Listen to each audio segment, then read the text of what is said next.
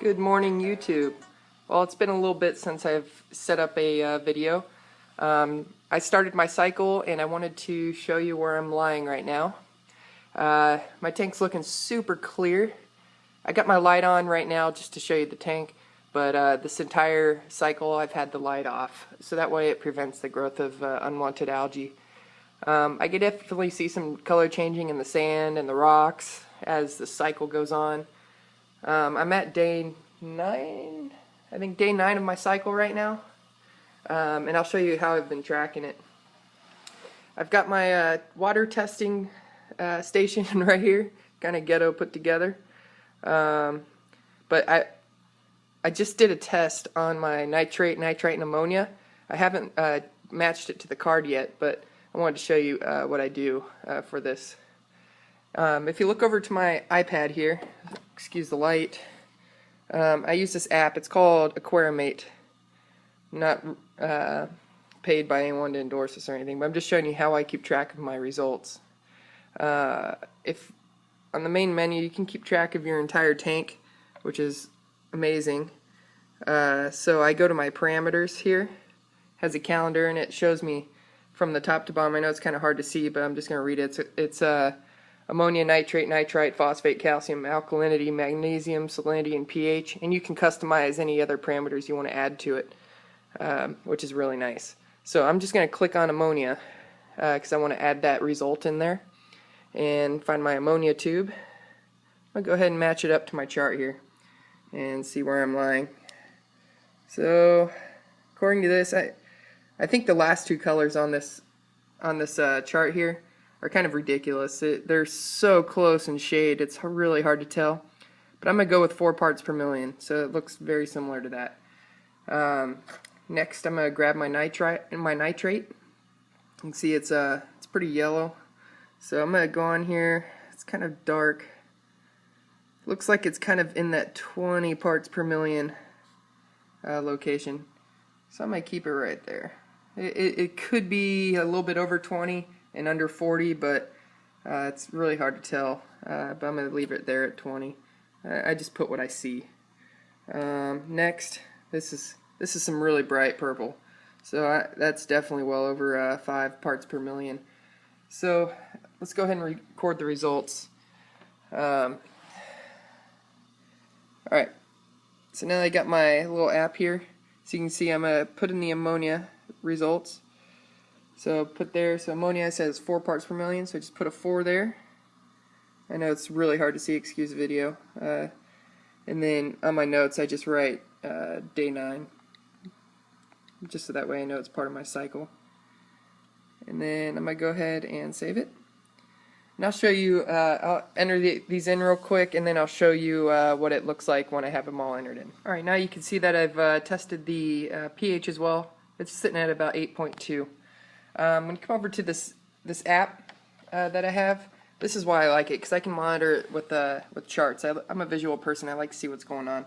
So let me show you how I got it here. So this chart's showing my ammonia, nitrate, nitrite, salinity, and pH. Those are all the parameters I've been testing throughout my cycle. So right here you can see the ammonia. It gradually went up. Excuse me. That's due to the dead matter that was on my Pucani rock, I believe, because I didn't really add anything to create an ammonia spike at all. So the Pucani dead matter that was lodged between all the crevices, I think, started to decompose, and that created the ammonia spike. So my ammonia went up to about 4 parts per million, and I'm not sure if it really was 4. Those last two colors are really hard to see. It could have been 8 or more. Realistically, and that's why I think I got that spike at the end, is because I thought it was more of an 8 than a 4, and then it looked more like a 4, so depending on the day and the lighting and stuff. So really it's pretty consistent. It's just hard to tell with the colors there. And next one we got is the nitrite. There you can see the nitrite started to spike around April 2nd for me, and it remains at a 5 parts per million. And that's only because that's as high as my chart goes. I haven't done the breakdown method to see what my actual number is or to get a more accurate result. But the nitrate test kit only peaks out at 5 parts per million. So I'm expecting that to stay the same until I start seeing it drop, and then my chart should go down a little more. Next, you can see that the nitrate definitely spiked. My nitrates are climbing like crazy, which I expect to eventually plane off and start dropping. It is only day 9, so it does have a significant rise. So eventually it'll plane off and start diving back down. And salinity, I've been keeping it very, very, very tight, 1.022 to 1.023, nothing more or less than that. And my pH has remained the same at 8.2 across the board. But it's really neat app. You can keep track of everything. I really enjoy it. Anyways, back to my gear here. So my parameter is looking good after day 9. I'm anxious to get it cycled, but it's a waiting process. Just gotta be patient. Got my protein skimmer up there. I have the cup set so it's not skimming. Of course, there's a little bit in there. It's not much at all. After I set the cup on there, a couple bubbles in there, and that's the result of that. But for right now, the bubbles are bubbling underneath the cup and draining back into the tank. So really, it's just aerating the tank. It's not skimming it, and that's just to keep the the airflow going through the tank. Just to help balance out the chemicals and stuff. And then this week I went and got a quarantine tank. This is a little 10-gallon tank. I bought a little stand. It's portable, so I can move it out of the room when I'm not quarantining. And while I'm quarantining, I can have the fish right next to the tank. And I plan on using the water from the display tank to put it into the quarantine tank with a sponge that I will keep in the hidden in the tank somewhere in the protein skimmer. I haven't decided yet. So that way the bacteria, the good bacteria, will be colonized on that sponge and allow your tank to basically be in a cycle. But you gotta monitor your QT tanks very closely for ammonia spikes. So I got a ammonia pad that I'm gonna try out. A lot of people like them, some people don't, but I figured it's a really good way to tell if you have ammonia starting to rise, so that way you can jump on it quick. I also bought, some preventative stuff here, just some basic, AM guard for the ammonia spikes to control those, and then I got some copper aid just in case I need to treat a fish. It's better to have it on hand than to not have it on hand. So I also got this zeolite crystals. It sounds very interesting. It helps remove ammonia from aquariums, and you stick it in your filter. So I bought a little filter bag, and I'm going to stick it in my hang-on back filter that I have for this QT tank and remove the phosphate pads, or remove the carbon pads, so that way it's not taking out everything that I strive to make work in that tank.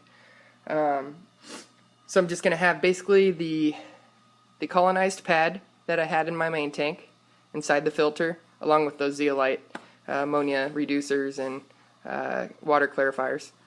But that's about it. So this tank's very easy. I just got a digital thermometer so I could figure out what the temperature exactly is and maintain that. I got an air tube, air pump with a bubble bar just to aerate the tank, and some PVC pipes for the fish to be able to hide and not stress them out as much. I got this little decorative backdrop. On this side it has the plants, but the other side is just solid blue, so I'm going to wrap that around the tank so that way they have less to look at and less to stress out about. But just kind of to enclose their tank a little bit and keep them safe. So that's my QT tank. I still have more pieces and parts coming in from Amazon, but it should be good. I think it'll work out well using the water from the tank once it's cycled. So I'm gonna probably wait a couple weeks with the pad in the tank once it's cycled, so that way I can get some good bacteria on it and not have any of the ammonia and whatnot on it. So yeah, that's what I got going so far. Sorry it's been a little bit since my last video. I did get a couple more buckets because I thought 2 buckets was not enough to hold on hand for water changes and emergency medical tank stuff.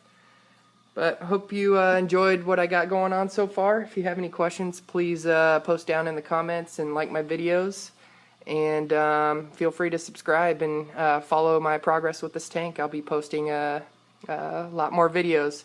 And I'm getting anxious to get a cleanup crew and add some fish. So we'll see. Anyways, we'll see you later. Thanks.